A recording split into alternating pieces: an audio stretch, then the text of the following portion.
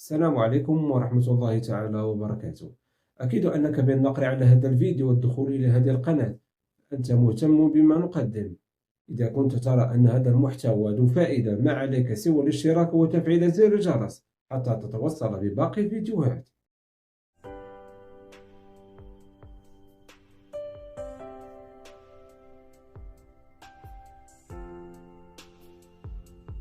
ايه حد يفهمنا ايه ده؟ لان بالحرف الواحد المنتخب المغربي معايا اخر 3 شهور لعب في اعدادات كره القدم ولعب في دماغي انا حرفيا، واللي بيعمله ده لو اتصنف فيلم هيتصنف خيال علمي، لو اتعمل فيلم هيصنف خيال علمي. احلام العصاري واحلامك كمشجع عربي افريقي اوامر يا معلم مع منتخب المغرب. الاحلام النهارده ملهاش محل من الاعراب ومش موجوده. كان نفسي اقول لك منتخب بنكهه اوروبيه، لكن نكهه اوروبيه ايه؟ ده داس على الاوروبيين في كاس العالم، قلب المانيا، قلب بلجيكا، قلب كرواتيا، قلب البرتغال، وقلب كل الاوروبيين، فاستحاله اقول عليه منتخب بنكهه اوروبيه. كان نفسي اقول لك ان هو منتخب بنكهه ومذاق السامبا، ولكن النهارده هو بيتخطى السامبا وبيقول لهم سامبا مين؟ برازيل مين؟ انا المصنف الاول مش انت. البرازيل كلنا عارفين ان هي المصنف الاول على مستوى العالم ككوره، ولكن اليوم المصنف الاول ككوره بيحاول لاخر الدقائق يعوض هزيمته قدام المنتخب المغربي. ايوه احلام العصر كلها بتتحقق. وانا بدايه كده وقبل ما نبدا اي كلام عن انتصار اليوم المهم النهارده، بص انا مش هقبل باقل من 1000 2 3 4000 لايك بالكتير قوي، لان الليله تستاهل، ولان اليوم يستاهل،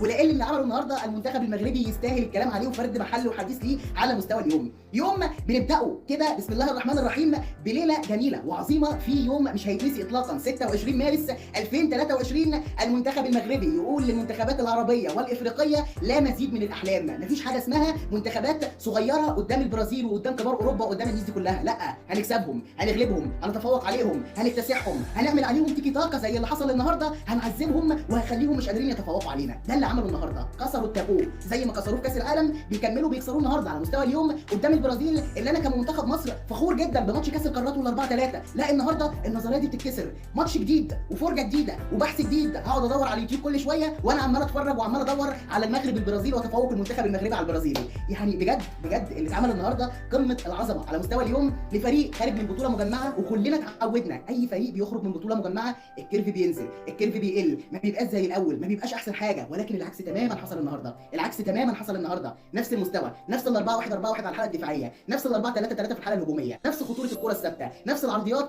اللي فيها سن قاتل، ونفس مستوى الاحتياطي زي مستوى اللي بيكونوا موجودين على ارضيه الملعب وعلى ارضيه الميدان امان تاني يا اولاد المصنف الاول على العالم. واللي هيقول لك النهارده ان البرازيل اصل جايب الفريق الثاني ولا الثالث، لا معلش تعالى لي هنا. انت عارف البرازيل اليوم بتلعب قدام المغرب بمين؟ بتلعب قدام المغرب بثلاثه من ريال مدريد، ميليتاو ورودريجو وفينيسيوس جونيور الذي يخشاه الجميع على مستوى الليجا وعلى مستوى اوروبا. بتلعب بكاسيميرو في نص الملعب اللي بيلعب لليونايتد، بتلعب بحد زي ايميرسون رويال اللي بيلعب في توتنهام، ريتشارلسون اللي بيلعب في توتنهام، حتى لوكاس باكيتا في نص الملعب بيلعب في ويست هام. انتوا مجانين يا جماعه، فريق ثالث ايه اللي جاي البرازيل بيه؟ ده فاضل لهم نفرين ويعلنوا الحرب العالميه الثالثه. ايه الجنان اللي انتوا بتتكلموا فيه ده؟ النهارده بالحرف الواحد كسرت المغرب كل التابوهات اللي انت ممكن تتخيلها في مباراه مهمه جدا جدا، يثبتوا بيها ان هم على مستوى اليوم النهارده قادرين يكملوا السلسله اللي بدأوها من كاس العالم. من 3 شهور بالظبط بدأوا مشوار مع مدرب انا قلت لك هم خدوه من الدار للنار، من معترك افريقي وادغال افريقيه ودوري مغربي، خدوه لمنتخب المغرب وكاس العالم. الراجل حتى هذه اللحظه عامل توليفه كويسه بكواليتي اسماء انديه ماهوش اعظم حاجه، ماهوش اعظم حاجه.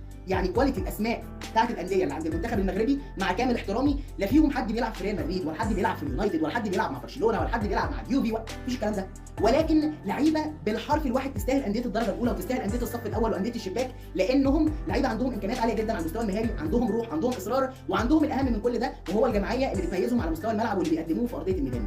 اللي بيقدموه في ارضيه الميدان عالي جدا على مستوى التوليفه وعلى مستوى الخلطه اللي عملها ركراكي من اول كاس العالم وحتى اللحظه اللي انا بكلمك فيها دي. خلينا نتكلم النهارده واحده واحده كده، وبعيدا عن فرحه الفوز والنشوه العارمه اللي انا فيها النهارده مبسوط، لان النهارده الفوز مش بس هو فوز لكل العرب ولكل افريقيا وفوز يخلينا نرفع الراس عليا، ولكن على الناحيه الثانيه هو فوز بيكسر اللي حصل في 98 وبيرد القلم قلمين. انت اللي خرجتني، انت اللي تامرت على الجيل اللي كان فيه نايبت واللي كان فيه حجي واللي كان فيه لعيبه ملهاش حل تستاهل الدور الثاني في 98 بعد ماتش اسكتلندا وبعد مباراه ملحميه عملوها وانا عيل عندي 8 سنين وقاعد عمال استائل واقول مش كسبوا هم خرجوا ليه؟ اتاري الناحيه الثانيه في اخر 10 دقائق البرازيل بتتامر مع النرويج. بعد كل هذه السنين وانا دلوقتي شاب كده عندي 33 سنه نشوف الصعب يترد صاعين ونشوف المغرب بتبهدل البرازيل في الملعب بهدله ما بعدها بهدله. طب تعالى نشرح البهدله واللي حصل فيها باختصار شديد. ايها الساده، اليوم لو هنتكلم كده واحده واحده، فاحنا بسم الله الرحمن الرحيم بنتكلم اليوم على ان المنتخب المغربي لسه بنفس صلابته الدفاعيه على الرغم من تراجع جونه الكتير والكبير قوي، ومحدش يقول لي دفاع اشبيليه، الراجل متراجع على مستوى الحراسه بشكل كبير،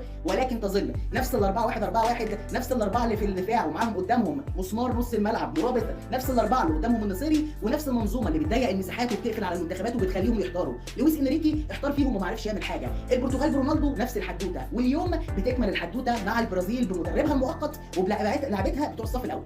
لاعبتها بتوع الصف الاول. اليوم لو دورت على فينيسيوس جونيور هتلاقيه ضمن متعلقات حكيمي، ومن بعديه ضمن متعلقات النهارده نصير مزراوي اللي نقل في الناحيه اليمين بعد ما يحيى عطيه الله نزل ونقل في الناحيه الشمال. اليوم لو انت دورت على رودريجو فانت مش هتلاقيه، لان باختصار شديد برده كان في جيب النهارده مزراوي وبعد كده في جيب عطيه الله. منظومه دفاعيه كانت مقفله على البرازيل بكل اشكالها. النهارده على الناحيه الثانيه خط نص ميزان ذهب، مش خط نص طبيعي ولا عادي. ليه؟ لان هو اللي كان بيلقى النهارده المغرب على قدام، هو اللي كان بيقطع الكوره، هو اللي كان بياخد السكند بول، هو اللي كان دايما بيشكل لك الخطوره، سواء النهارده مزراوي سواء النهارده طبعا مرابط، والاثنين اللي معاه النهارده واميازهم بصراحه وناحيه على مستوى اليوم كان مقدم شغل عالي جدا جدا جدا وشغل فاخر على الاخر. انت الشوط الاول بنص ملعبك القوي اللي بيفتك، انت الشوط الاول باللعيبه بتاعتك دي كنت ممكن تطلع من المباراه في شوطها الاول عامل فضيحه للبرازيل المصنف الاول. عامل فضيحه للبرازيل المصنف الاول. ليه؟ لان باختصار شديد كنت ممكن تطلع من الشوط ده 3، كنت تطلع من الشوط دون على اقل واجب 3-0. ده يعني كده بسم الله الرحمن الرحيم، ولكن ده ما حصلش لان كان فيه شويه دلع قدام المرمى. الشوط الثاني بيكمل بنفس النهج، بيكمل بنفس المنوال، بنفس ال 4-1-4-1 على المستوى الدفاعي، 4-3-3 على المستوى الهجومي، ولكن بقى في مرمطه. تعالى يا ابني، تعالى يا ابني، حد يعمل في الصمبه كده يالا، حد يعمل في الصمبه كده يالا، حد يدلع الصمبه ويمرمط الصمبه ويسففه والنجيله كده يالا، حد يدلع اللعيبه فينيسيوس جونيور ويدلع رودريجو، وحد النهارده زي حكيم زياش يخلي كاسيميرو بتاريخه وبجلاله قدره ينزل يمسح وياكل النجيله يالا. ايه اللي بتعملوه ده؟ اتقوا ربنا، اتقوا ربنا، عشان ده جبروت والله. اللي حصل النهارده ده كان جبروت على مستوى اليوم. يعني انا النهارده شفت لقطه حكيم زياش مسح كاسيميرو النجيله في الشوط الاول، يعني خلاه ينزل يجيب قرش وقع منه، في جنيه فضه وقع منه على الارض نزل يجيبه، يعني اللي هو حاجه مش طبيعيه على مستوى اليوم.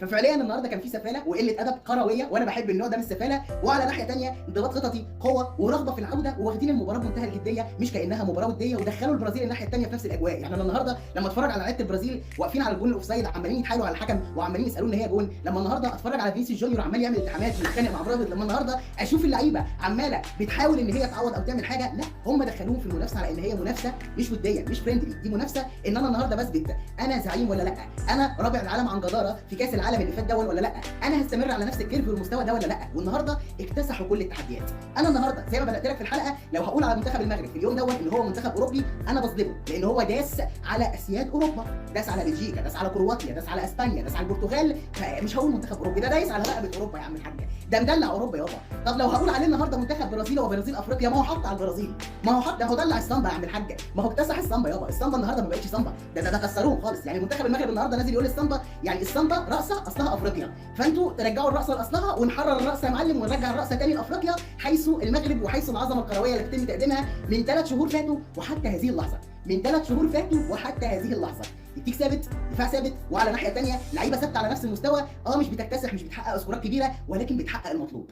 النهارده احنا بس لو اتكلمنا في الروتيشن، عشان الناس اللي كانت بتقول لك اصل البرازيل نازله بالمنتخب الثاني، ما النهارده حبيب قلبي وليد الركراكي على مستوى اليوم عمل 5 تبديلات دفعه واحده في شوط المباراه الثاني على مستوى هذه المباراه. النهارده انت بتتكلم على ان هو طلع حكيم ونزل يحيى عطيه الله، على ان هو نزل وليد الجزيره مكان يوسف النصيري، على ان هو نزل الزلزولي مكان بوفال، على ان هو بدل الاثنين بتوع نص الملعب ونزل عمران لوزه النهارده ونزل الصبيري صاحب الهدف الثاني، الهدف الثاني اللي كل البدلاء اشتركوا فيه، ال3 بدلاء اليوم اشتركوا في الهدف الثاني. يعني النهارده كوره عرضيه رايحه لتشارلسون عشان يعمل بيها هجمه مرتده، راح جه الحاج يحيى عطيه الله مطلع خطوه كده، راح فين؟ هغزك مش هتعدي، خد منه الكوره وبعد كده هدافع على الناحيه الثانيه، الكوره بتوصل لوليد الجزيره ثم بعد كده تقع للصبيري اللي بيشمعها في سقف الشبكه. بص، لا نوير ولا اي بتنجان، لو اوليفر كان بجلاله قدره ونوير وكل الحراس اللي انت ممكن تتخيلهم في حياتك واقفين مش هيجيبوا الكوره. ليه؟ لان هو حطها في سقف الشبكه بشكل كبير. بص، انا على قد فرحتي على قد زعلي، تدري ليش؟ عارف ليه؟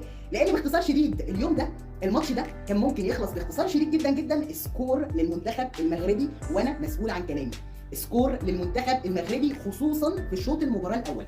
انت شوط المباراه الاول ضيعت كتير، وعلى ناحيه ثانيه بحمد ربنا على النتيجه، لان النهارده بونو بالصلاه على النبي يعني كان ايه، البرازيل انتوا مش عايزين تفوزوا تعالوا فوزوا. يعني انا بصراحه النهارده بونو بالحرف الواحد عايز يجيب الفوز باي طريقه، يعني هو متقل في الفطار ما تفهمش، شارب حريره زياده، في حاجه غلط، في حاجه بايظه عند الراجل. يعني هو من ساعه ما الفطار خلص وهو لسه ما جاش الملعب، فيعني ايه، سيبك من بونو لان هو كان احدى النقاط السيئه على مستوى مباراه اليوم، ولكن النقاط الايجابيه كتير قوي قوي قوي، وحدث ولا حرج، من ثبات على المستوى، من 4-1-4-1 دفاعيه قويه، من على ناحيه ثانيه اصرار ورغبه صاعده وجماعيه لسه موجوده ولسه مكمله، ولكن حذاري ثم حذاري ثم حذاري ثم حذاري، لان عدو المنتخب المغربي في اللحظه دي هو المنتخب المغربي نفسه. هنهدى بقى كده واقول لك عدو المنتخب المغربي في هذه اللحظه هو المنتخب المغربي نفسه. ليه؟ الواحد لما بيوصل لقمه النجاح وبيوصل لقمه الاداء العالي بيبدا ان هو يتسلل لنفسه ان انا مفيش حد احسن مني، وبيبدا يحس بالغرور، فده لو دخل في نفوس اللعيبه مع ركراكي الامر هيقلب. فاتمنى ان حتى هذه اللحظه يفضلوا على نفس القصه دي ويفضلوا مكملين، وربنا يكفيهم شر نفسهم، لان بالحرف الواحد هي دي المشكله على مستوى اليوم، وهي دي المشكله بتاعه المنتخب المغربي في الوقت الحالي، ان هو ما يبقاش عدو نفسه وان هو ما يسببش مشاكل لنفسه. اما بغض النظر عن الكلام ده كله فانا لسه مسؤول عن كلامي. والله يا جماعه كواليتي اسماء انديه اللعيبه لا يليق بهذه اللعيبه. تاني، كواليتي اسماء انديه اللعيبه دي لا يليق بهذه اللعيبه. اللعيبه دي عايزه انديه اعلى من كده. سفيان مرابط، انا برشلوني وحرام على اداره برشلونه ان هي تضيع علينا لاعب زي ده. مع احترامي الكبير لكيسيه، انا ميلانيستا وبشجع الميلان وعارف كيسيه، ولكن سفيان مرابط على مستوى مركز رقم 6 والله يا جماعه ما في زيه في الوقت الحالي، ومكانه ما ينفعش يبقى فيورنتينا خالص خالص، نهائي نهائي نهائي نهائي. عز الدين وناهي يستاهل نادي كبير جدا جدا. اللعيبه دي كلها تستاهل انديه تقيله وانديه درجه اولى، وده اللي يخليني اقول لك ان النهارده احنا بنتكلم على كواليتي انديه مش قويه، مش قويه. بولو بيلعب في اشبيليه، عندك عز الدين وناهي تقريبا بيلعب في الدوري التركي، عندك على ناحيه ثانيه لعيب زي مرابط بيلعب في فيورنتينا. يعني الاسماء الثقيله في الانديه على مستوى منتخب المغرب هو طبعا حكيم زياش في تشيلسي، وعلى ناحيه ثانيه مزراوي بايرن، وعندنا باريس سان جيرمان حكيم. شكرا، هم دول الثلاث اسماء الكبار. الباقي كلها انديه متوسط جدول وانديه مش كبيره جدا وانديه مش اقوى حاجه. طيب مطلعين العظمه دي ليه؟ لانهم لعيبه يستاهلوا يكونوا في الصف الاول، لانهم لعيبه عندهم جماعيه وعندهم مهارات وعندهم فرديات، وعلى ناحيه ثانيه عندهم مدرب جه من بعيد وجه من الادغال وقدم عظمه كبيره جدا جدا مع المنتخب دون بعد ما جه من خلفيه محليه بحته افريقيه بحته الى واجهه عالميه. موضوع صعب، وده عامل كده زي ما انت تجيب واحد كان راجل عادي، راجل مثلا بتاع تسويق عادي، قلت له تعالى يا معلم احنا هنمسكك مدير مبيعات الشرق الاوسط. ده اللي حصل مع وليد الركراكي، من مسوق عادي لمدير مبيعات الشرق الاوسط او مدير تسويق الشرق الاوسط. الموضوع يخض، ولكن هو كان كبير جدا، كان قادر ان هو يبث روح في اللعيبه انا شايفها، وعلى الناحيه الخططيه وعلى الناحيه التكتيكيه اللي تفوق على لويس انريكي، اللي تفوق على مدرب كرواتيا اللي كان الموسم اللي فات وكاس العالم اللي قبليه على طول ثالث عالم، والكاس العالم ده طبعا كان كاس العالم ده قدر ان هو يبقى ثالث كاس العالم، ولكن تفوق عليه، اللي تفوق على مدرب البرتغال برونالدو الاسطوره، اللي تفوق النهارده على البرازيل وتفوق على السامبا. لا، يستاهل ان هو يكون احدى ضمن اكبر المدربين اللي موجودين على مستوى العالم دلوقتي بما يقدمه، لا بالسي في لا بالارقام لا بالتاريخ ولا باي حاجه، بما يقدمه. أتمنى يكون الفيديو عجبكم، ومن نشر المزيد من هذه النوعية من الفيديوهات نتمنى تدعمونا بالاشتراك واللايك، وأيضا بتعليقاتكم القيمة دون نسيان الدعم الفعال من خلال نشر الفيديو بين أحبابكم حتى نصل لأكبر قاعدة جماهيرية ممكنة. والسلام عليكم ورحمة الله.